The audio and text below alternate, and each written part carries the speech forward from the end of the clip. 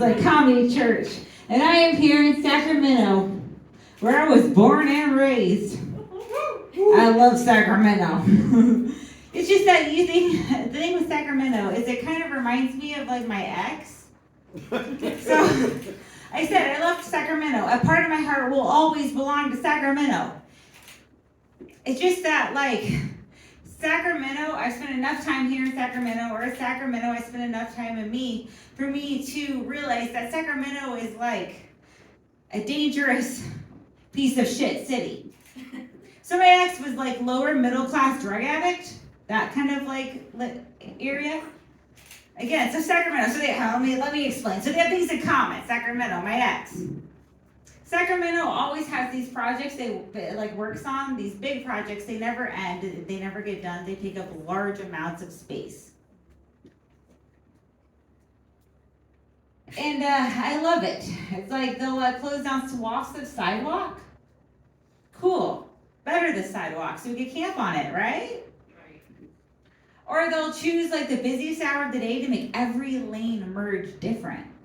I love that. It's cool. All the roads, they're going to be so badass here in 19 years. It's just that, like, I love the projects, but they're coming at the expense of these bigger issues that are larger and more apparent.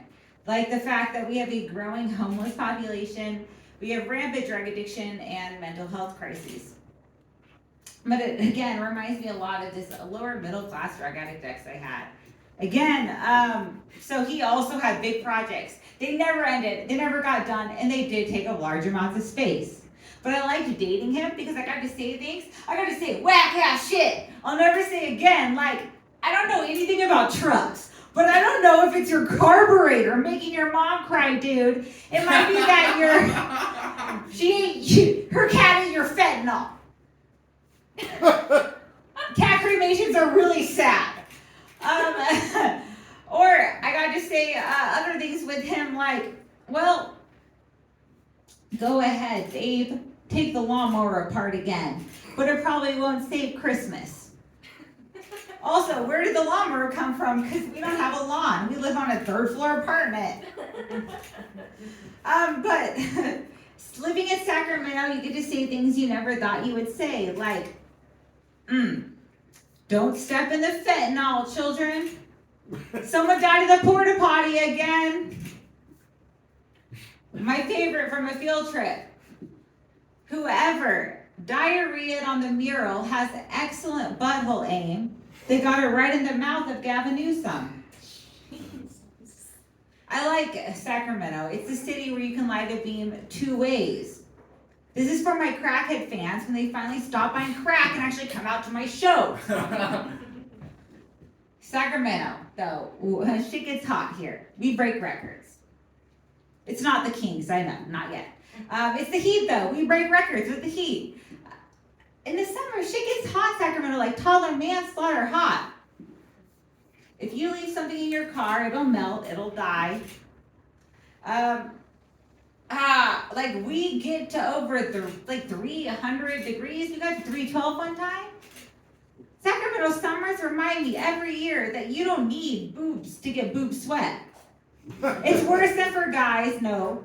Like, even when you don't have tits, just plain tit sweat is terrible.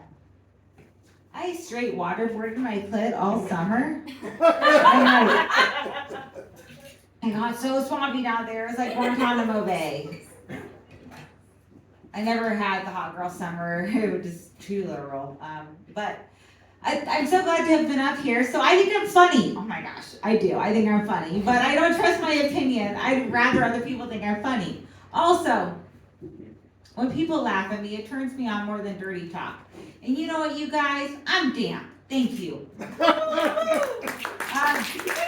If you ever dream ahead of you, thank you for coming out to Stab. This is the place to fucking come. This is... That's it. Yeah.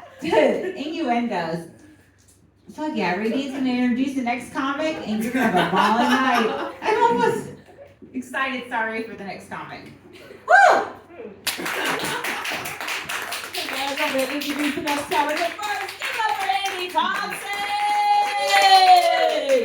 Amy, so much. She matches her earrings with